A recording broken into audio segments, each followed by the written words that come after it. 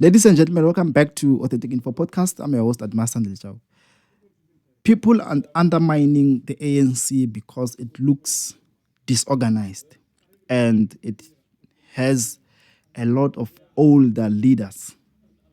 They're undermining it. But the question is, what are they doing after undermining the ANC? Because we are saying that we're tired of the ANC. We're saying that the ANC will not win in 2024. Well, a lot of young people are saying that the ANC, 2024 is the new 1994 or is our 1994, where the youth are saying that they're going to oust the ANC from power. But we know that the ANC, one of the best things that it can do is to convince the voters in last minute. That's their stronghold. We know that they look useless. We know that they have leaders who don't know what they're doing. We know that they have a lot of uneducated people in critical or in strategic positions. We know.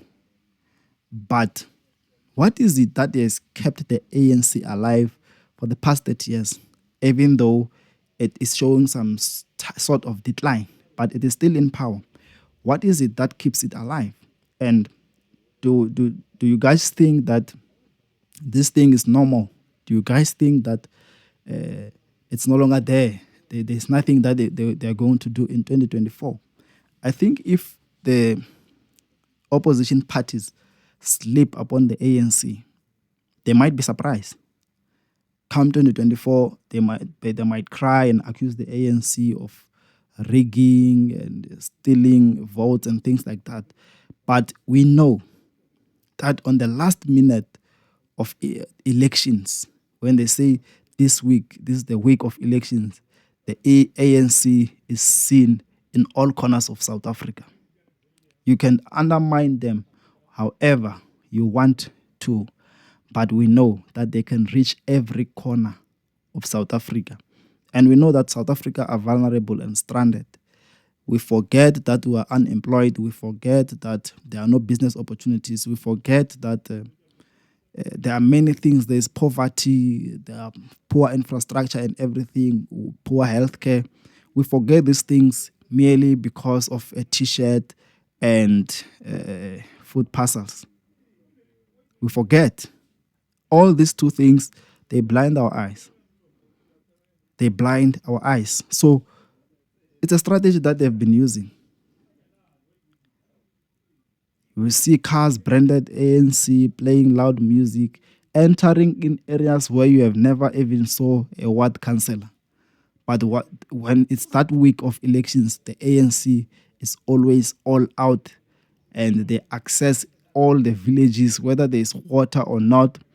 And they make sure that everything that doesn't work, that week it will work, so that we forget. So they have people who they can instruct to do the right things.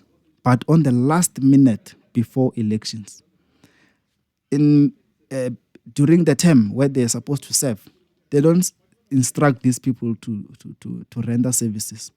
We'll see water in all villages that have water taps or connections. They will make sure that there is water. Water is pumped in that week so that we think now the ANC has changed. The ANC will never change. But if opposition parties sleep on the ANC, they're going to be surprised. They will be crying like Triple C of Chamisa in Zimbabwe. These ruling parties, these liberation movements, shouldn't be undermined because they still have the numbers. Because a lot of elders in the villages and townships, they will tell you that they don't vote anymore. Not that they take their vote to opposition parties. They love the ANC so much, they still have hope. And amongst those who say they won't vote, they don't vote, the ANC on the last day of elections produces buses, taxis, buggies to pick these elders from their homes. They know where they stay. They know their addresses. They go and pick them to the next voting station and they vote for the ANC. So the ANC is very strategic because even when they give T-shirts, when we approach election day, they only give T-shirts to the people who they know. It seems like they produce a certain number of T-shirts and they know that this T-shirt is our vote. All the elders in the villages and townships, they have T-shirts of the ANC. They are given these T-shirts and these are ANC people. So that is a strategy that opposition parties must work on. They must be careful because the ANC has that capacity and capability to access all corners of South Africa. The ANC know where its people stay. That's how dangerous it is, and that's how dangerous it has become. And this has sustained the ANC for the past 30 years. It has sustained the ANC. So opposition parties might be, for example, the EFF might have filled FNB Stadium. That is 90,000 people. And I think 90,000 people, it's 2 seats and a half, if I'm not mistaken, depending on the number of voters when they divide them to allocate seats in parliament. I think it's 2 seats and a half. So all those logistics were just for 2 seats and a half. So imagine the ANC going to the people. The EFF brought people to one place. The ANC goes to the people individually with T-shirts to buy votes, with a very small message of SASA grants to buy votes, and they win. And for the next 5 years, they do nothing about it, service delivery. They do nothing to their people. They don't keep their promise. They are gone. I mean, the ANC is in a level where it doesn't even pay its employees in Little House. But when it's election time, when it's time for general elections, you will see the ANC in identifying a Magogo who has been staying alone for the past 3, 4, 5 years. They will go there with food parcels and they will think that this party is working. So they are playing with our minds. The ANC has that strategy and it works. And I think opposition parties must not sleep on this one. Because the ANC buys votes. That's the only strategy they have because they know that they can't come to us and speak with reference. They can't come to us and say, this is what we've done in the past 5 years. Vote for us so that we can do this and that. They don't have that because infrastructure is collapsing. Roads have turned into nothing. It's like there are some instances or some places where they will tell you that there was a tar road here. You won't believe. Especially in rural areas where even the media cannot access. But when it's time for elections, we know that the ANC will access that place and it will make sure that a T-shirt reaches all the corners of that particular village without accessible roads. That's how powerful ANC becomes when it comes to elections. That's why I say it might win again.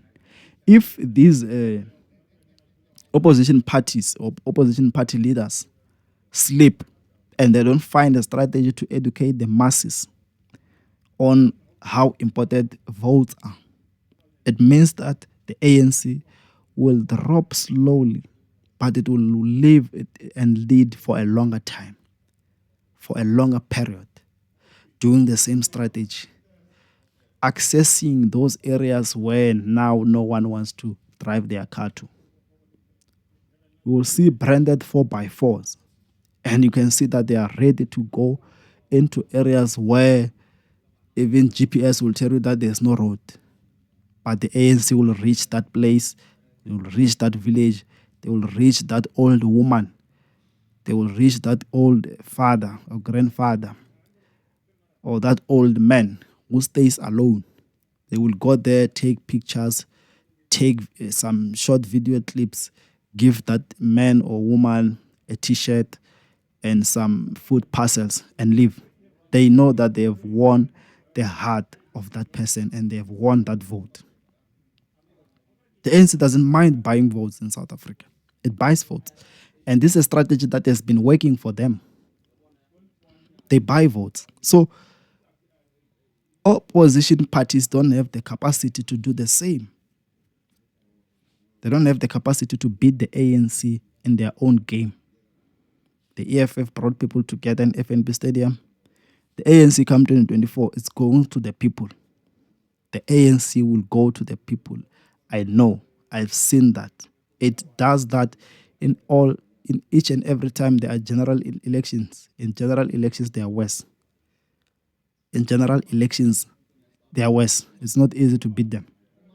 So they are going to go to their people and they are going to buy votes again and they are going to emerge victorious in 2024. That's how powerful the ANC is. It's not a party that we can undermine. It's not a political party that you can look down at. I saw a presentation by Zille. I always talk about this, saying that the ANC is no longer growing. They must stop focusing on the ANC. They must stop focusing on eating the ANC. It's no longer a competitor. Now the problem is the EFF. They must focus on the EFF. It's wrong. It's wrong because the growth of the EFF is not that rapid. It's not that rapid. It's becoming very difficult for the EFF to go to 15%. I think they've reached a ceiling. And the EFF has a duty now to capture the new voters. They must work hard on trying to convince the new voters. These are the people who have grown 18 years and older after the last general elections. They must convince that generation because that generation is not threatened about Sarafina. That generation feels nothing when we speak about apartheid. They don't know. The generation of AMA 2000 can give the EFF power in South Africa. That is if they play their cards right. The EFF stands that chance. It stands that chance. Because if they want to try and defeat the ANC through speech and discrediting the ANC leaders, they won't win. We will come out of 2024 elections, the EFF with its own 10.5 or 11%. That's what might happen because the EFF still has a chance to work with young people and to convince young people of the change that needs to happen in South Africa because they have a little to do when convincing young people because we hear a lot of older people who have lived in apartheid and democracy. When they compare the two, they can tell you that the 30 years of apartheid and the 30 years of democracy, apartheid was better. That's what old people will tell you. So it will become difficult to sell them a dream. So when an opposition party want to convince new voters, they must go to these young people and deal with the 16 million that doesn't vote. Because I understand that there are 16 million people who are eligible to vote, but they are not participating. They stay away, they abstain. They don't go to voting districts or voting stations to vote, to cast a vote, but they qualify. Some of them don't even register. And the EFF has now encountered a problem with the Department of Home Affairs. It doesn't want to release stats so that they put this in a system to understand the number of people who are allowed to vote, who are eligible to vote in South Africa. Compare them to those who registered, compare them to the IEC system so that they can understand and get to understand where these IDs have voted and where these IDs reside and what happened so that they can deal with this corruption that the IEC is accused of, because opposition parties will tell you that the IEC has been captured. So there's a lot to do. There's a lot to do, and we are not hearing their strategy. We are not hearing how they planning to win 2024, because there are a lot of opposition parties in South Africa, and along the way, during this term, we have had only few of them, less than 6, who have been seen doing something. The rest just came back now, which means these are opposition parties run by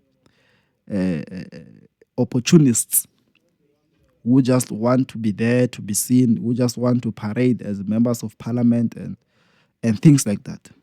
And I think these are the opposition parties that we don't need in South Africa. We need opposition parties that are led by people who are always communicating with us, updating us what's happening, what are they doing with our numbers.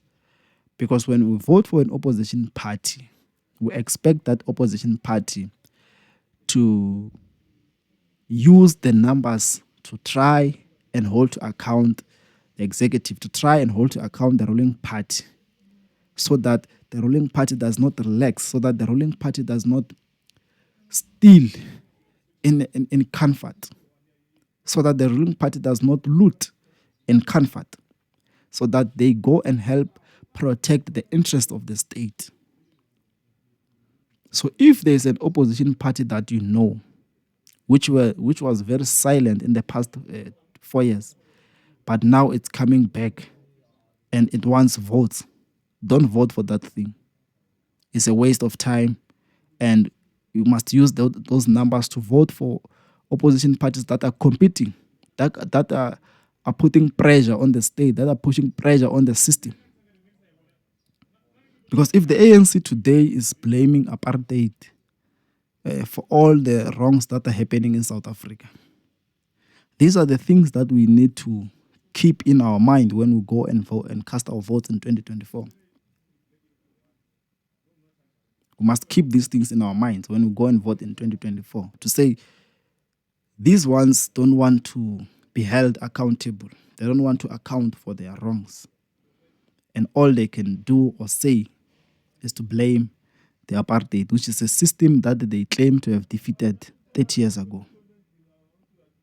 So, if opposition parties and opposition party leaders sleep on the ANC and believe that the ANC is dead, the ANC is in its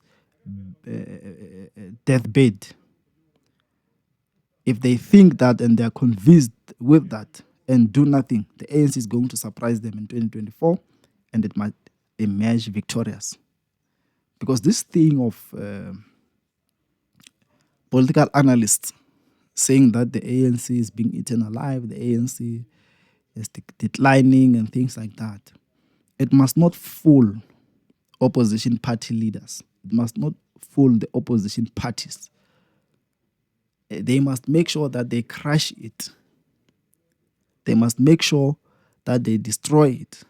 And in doing that, it's that they must defend its strategy to access the people, because we know, everyone knows, that come elections, especially general elections, the ANC will knock at your door for the first time in 5 years. They will come and knock with a T-shirt or with T-shirts. They even know how many you are in your household. They have that stat. They will come and knock with T-shirts to buy your votes and organize you transport and massage you to the voting station. You will come back walking and you'll never see them again. So this is a strategy that they have been using.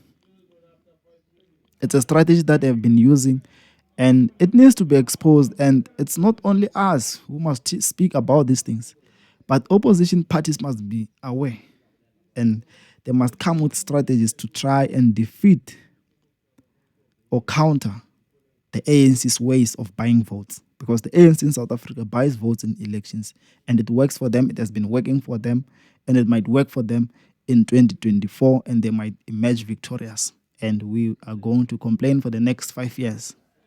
This is Authentic Info Podcast. Don't forget to subscribe, hit the notification bell. Let's grow together. Let's grow together. Let us grow together. Subscribe, subscribe, subscribe. Thank you.